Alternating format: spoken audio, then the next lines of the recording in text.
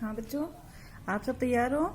ठीक है। आज अपना चैप्टर 2 जो किशोर में संवेगात्मक, सामाजिक और संज्ञानात्मक विकास के बारे में बताया जाएगा। ठीक है। इसमें हम फर्स्ट टॉपिक लेते हैं संवेग, यानी संवेग क्या होते हैं। संवेग शरीर के किसी भी अंग द्वारा अनुभव की गई स्थिति को प्रकट करना अथवा मनोभाव व्यक्त करना संवेग होता है। यानी जैसा हम अनुभव करते हैं उसको शरीर के किसी भी अंग द्वारा जब हम बाहर प्रकट कर देते हैं या दूसरा व्यक्ति हमें देखकर पता लगा सकता है कि हमारी स्थिति क्या होती है, वही संवेग होता है। संवेग 14 होते हैं, जिनमें कुछ संवेग किशोर में विशेष रूप से देखने को मिलते हैं। संवेगों की संख्या 14 है। बच्चे के जन्म के समय 2 संवेग होते हैं, धीरे धीरे बढ़ने लग जाते हैं। किशोर में आके लगभग 14 संवेग होते हैं, लेकिन यहाँ कुछ ही संवेगों को विस्तृत किया गया है। पहला संवेग है क्रोध, जो किशोर अवस्था में विशेष रूप से होता है, यानी सबसे प्रबल रूप में होता है। पूर्व किशोर अवस्था में किशोरों का क्रोध संवेग भिन्न होता है। किशोर अवस्था को 2 अवस्थाओं में बांटा गया था, पूर्व और पश्चात। पूर्व की स्थिति अलग होती है और पश्चात की स्थिति अलग होती है। वही स्वरूप उत्तर किशोर में अधिक देर तक रहने वाला होता है, यानी ज्यादा समय तक गुस्सा रहता है। इसके 2 कारण होते हैं, काम करने की इच्छा में बाधा डालना या अनचाही सलाह देना या अनचाहा दबाव डालना। यानी किशोर की इच्छा के विपरीत दबाव डालना या उसको अनचाही सलाह देना। दूसरा है समय के विपरीत कार्य करवाना। बालक कोई कार्य कर रहा है या ऐसा कोई समय है जिसमें वो कार्य करना नहीं चाहता, हम दबाव डालकर अलग से कार्य करवाना चाहते हैं, किशोर इसको पसंद नहीं करता। इसकी अभिव्यक्ति के लिए किशोर गाली गलौज, झगड़ा, उल्टा सीधा बोलना, लड़ाई झगड़ा करना तक भी लग जाता है और इस तरह से वह अपना संवेग यानी अपने क्रोध को प्रकट करता है।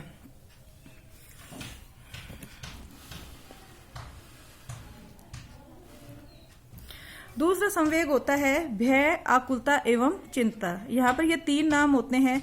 भय की स्थिति बिल्कुल डरी हुई स्थिति होती है। आकुलता, मन में जो बेचैनी होती है, हम सही होते हैं लेकिन फिर भी एक घबराहट पैदा होती है। और चिंता, भविष्य के लिए प्लान करना।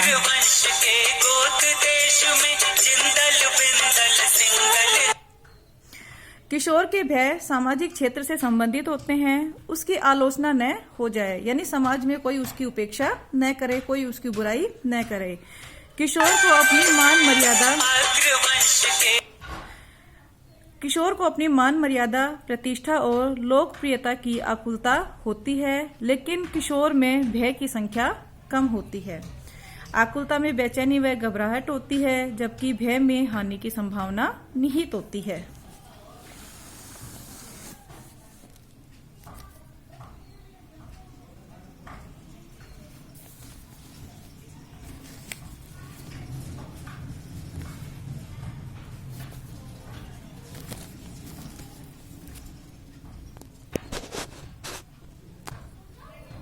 फिर है ईर्ष्या का संवेग।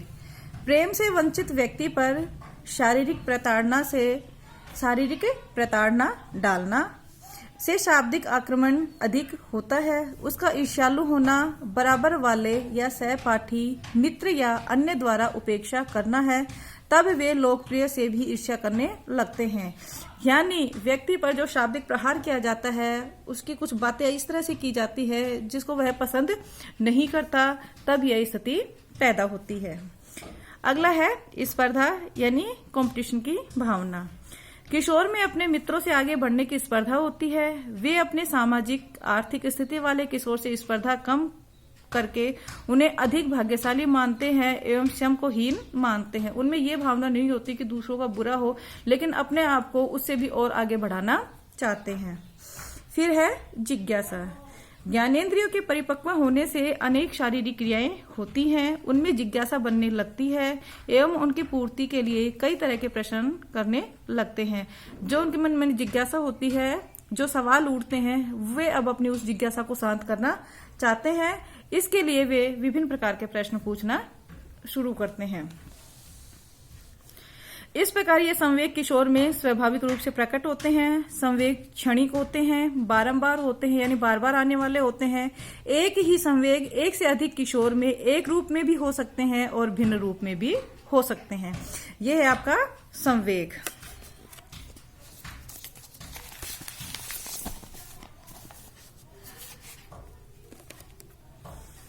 दूसरा भाग आता है अब इसका संज्ञानात्मक विकास। साधारण बोलचाल की भाषा में कॉग्निटिव शब्द का अर्थ होता है जानना। संज्ञान का इंग्लिश जो नेम होता है कॉग्निटिव, जिसका अर्थ होता है जानना। ज्ञानात्मक विकास का अभिप्राय बच्चे की उन मानसिक प्रक्रियाओं के विकास से है जिनके परिणाम स्वरूप वह अपने तथा अपने आसपास के संसार के बारे में ज्ञान प्राप्त करता है, यानी संकल्पना बनाता है, संप्रत्यय जानने लगता है। इसी ज्ञान के आधार पर बच्चा संकल्पना बनाता है, तर्क करके निष्कर्ष निकालता है तथा अपनी समस्याओं को सुलझाता है। अतः संज्ञान वह मानसिक प्रक्रिया है जिसके द्वारा शिशु को किसी वस्तु, घटना या परिस्थिति का ज्ञान होता है। इसके लिए मानसिक क्रिया को 3 चरणों में बांटा गया है। पहले संज्ञान होता है, फिर भावबोध होता है और फिर क्रिया वृत्ति होती है।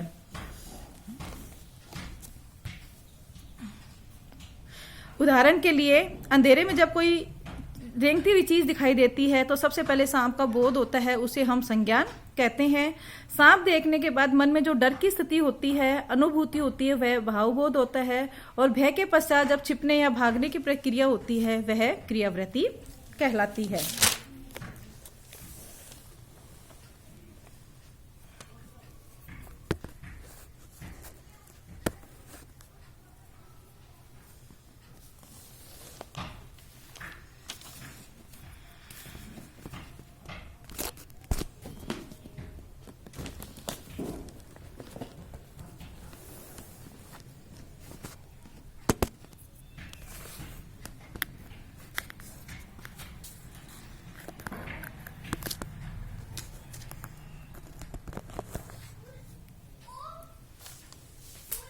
संज्ञानात्मक विकास की 4 अवस्थाएं होती हैं। जन्म से 2 वर्ष की आयु तक संवेदीगामक अवस्था होती है, यानी केवल संवेदनाओं के द्वारा ज्ञान होता है। 2 से 7 वर्ष तक की जो अवस्था होती है पूर्व संक्रियात्मक, यानी कार्य करने से पूर्व की अवस्था। 7 से 11 वर्ष तक की अवस्था मूर्त संक्रियात्मक, यानी कोई भी ऐसा कार्य करना जिसके बारे में सबको पता लग जाए। 11 से 16 वर्ष तक की अवस्था अमूर्त संक्रियात्मक, किशोर के द्वारा किया गया कार्य है जो किसी को दिखाई नहीं देता, बहुत सूक्ष्म या बड़ा भी हो सकता है। इसकी 4 अवस्थाओं का वर्णन है। पहला है संवेदीगामक अवस्था। इस अवस्था में बच्चा अपनी ज्ञानेंद्रियों की सहायता से सीखता है, अनुभव प्राप्त करता है। 5 ज्ञानेंद्रियों से वह देखकर, सूंघकर, सुनकर, स्वाद व स्पर्श द्वारा अपने आसपास के वातावरण के बारे में ज्ञान प्राप्त करता है और विभिन्न चीजों में भिन्नता करना भी सीखता है।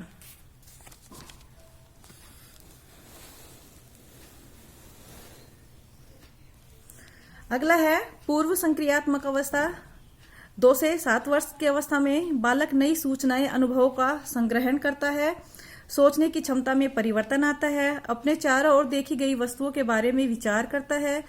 अनेक प्रकार के प्रतीक उसकी यादों से जुड़ने लगते हैं, प्रतीकों को क्रियाओं से जोड़ने लगता है, शब्दों का उच्चारण कर शब्द ज्ञान में वृद्धि करता है। ये उसकी 2 अवस्थाएं देखने को मिलती हैं। उसके बाद में आती है उसकी तीसरी अवस्था।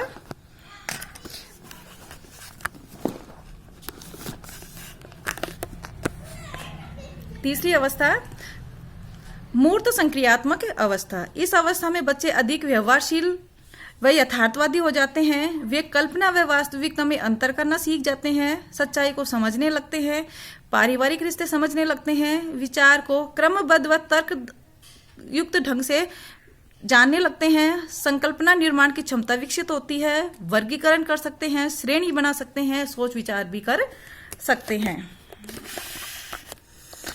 फिर चौथी अवस्था आती है अमूर्त संक्रियात्मक अवस्था, जो किशोर में देखने के लिए मिलती है। किशोर संज्ञानात्मक विकास के 4थे चरण पर होते हैं। इसे औपचारिक संक्रियात्मक अवस्था भी कहते हैं। किशोर विभिन्न स्थूल एवं सूक्ष्म विषयों पर सोचना प्रारंभ करते हैं। सोच विचार में तर्क आ जाता है, किसी बात या घटना पर बिना तर्क किए विश्वास नहीं करते। समस्याओं का समाधान परिकल्पनात्मक ढंग से, यानी खूब सारे विचार दिमाग में लाना, फिर किसी एक विचार पर स्थिर होना की तरह सोचते हैं। बातों की बारीकी संबद्धता, क्रमबद्धता को समझने लगते हैं, प्रतीक व उपमाएं जानने लगते हैं। अब आता है इसमें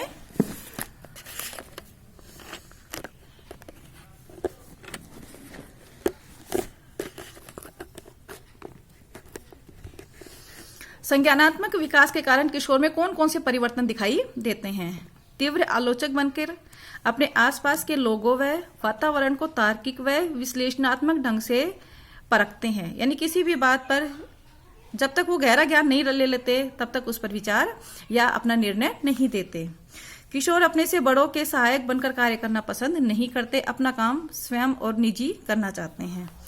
किशोर अपनी एक अनोखी भाषा बनाते हैं जिसमें हिंदी अंग्रेजी का संगम होता है, अपने से बड़े व शिक्षकों के नए नए नाम निकालते हैं। किशोर अपने रंग रूप आकृति के बारे में जागरूक हो जाते हैं, घंटों तक शीशे के सामने अपने आप को निहारते रहते हैं। किशोर में बौद्धिक क्षमता के साथ साथ सृजनात्मक क्षमता भी बढ़ती है, इसलिए नया करना चाहते हैं। किशोर में दीवा स्वभापन देखने की प्रवृत्ति बहुत ज्यादा विकसित होती है, दिन में आंखें बंद कर कोरी कल्पनाओं में खोए रहते हैं और उसको हकीकत समझने लगते हैं। किशोर में दीर्घावधि मूल्यों में वृद्धि होती है, स्वार्थ व आत्मवाद की भावना कम होकर मूल्य एवं अभिवृत्तियां विकसित होने लगती हैं। इस प्रकार किशोर में सामाजिक, सांवेगिक, संज्ञानात्मक विकास होता है। ये बालक की रुचियों से हटकर बड़ों की रुचियों में सम्मिलित होने लगते हैं। ठीक है, आपका दूसरा चैप्टर था।